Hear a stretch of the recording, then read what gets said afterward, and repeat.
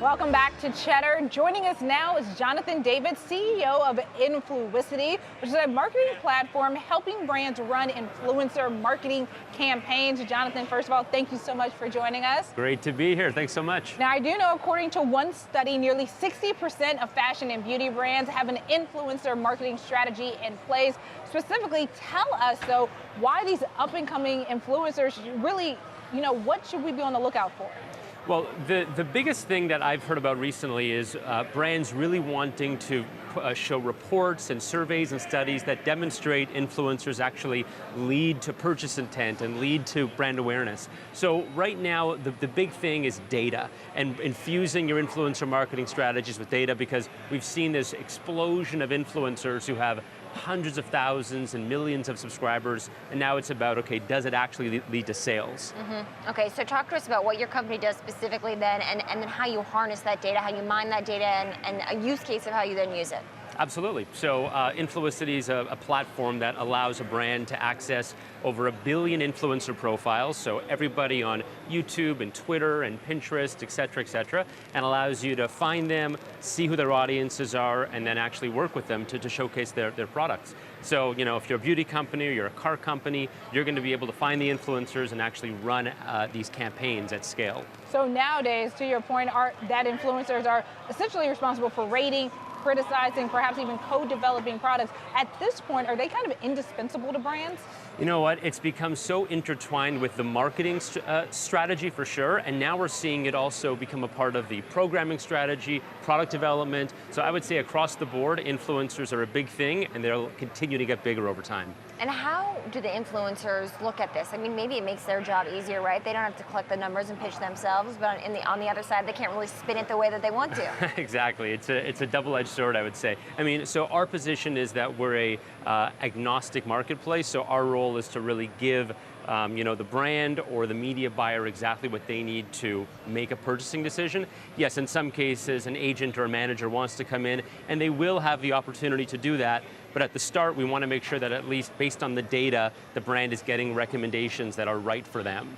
So then, based on the data, are the best sort of influencers the type that are able to run campaigns across, I would say, digital and mobile online platforms? Absolutely. I mean, you got to be on the web, you got to be on mobile, and also you got to be on every social network. So it's not just about YouTube, it's about Snapchat and Instagram live stories and Pinterest and Musical.ly and you name it. So when a brand wants to work with an influencer, they want someone who really reaches the masses. Mm-hmm. And talk to us too about some of the brands using this right now, some of the big influencers that are on it, and some of the relationships that you've helped facilitate.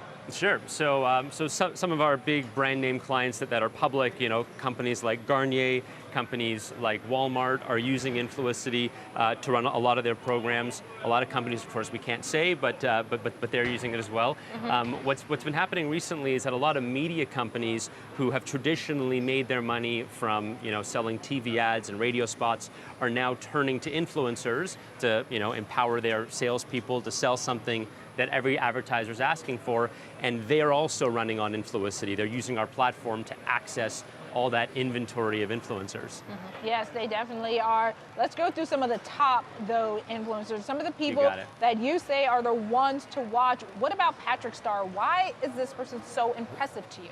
So Patrick Starr, he came across my radar and our team probably about 2-3 months ago, and in no time at all, he has been sought after by so many of the big cosmetic brands. I don't want to say just because I don't want to breach any confidentiality, but the biggest cosmetic brands in the world have been seeking Patrick Starr. Patrick Starr looks amazing right here, by the way. Yeah, there he is. There he is.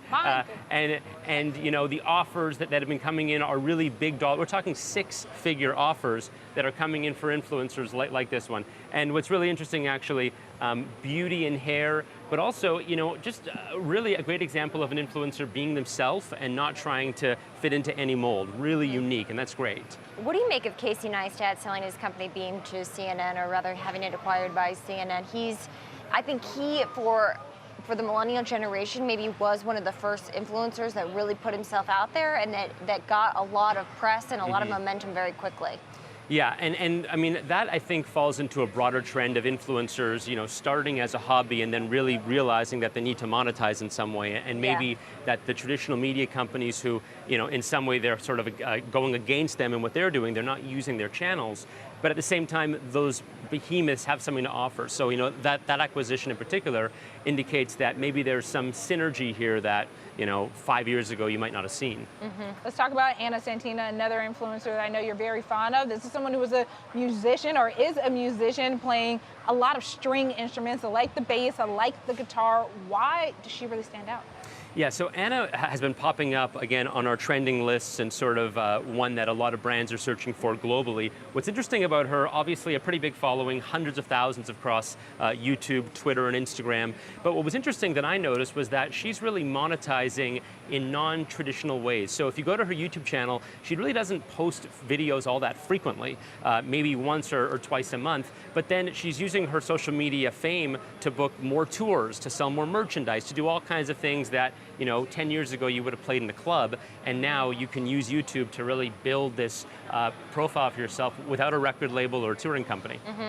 What do you think is the most surprising data point about these influencers to brands or to the average layperson who just doesn't follow it that much?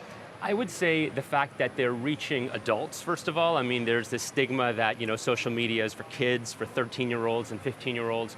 Some of these people, like Patrick Starr, for example, and Anna, are reaching people who are 25 to 34 or in their 50s and 60s. So I would say from a data standpoint, the demographics and then of course the geographics, the fact that you can really reach an audience globally, something that the brands don't really understand intuitively, and the data illustrates it.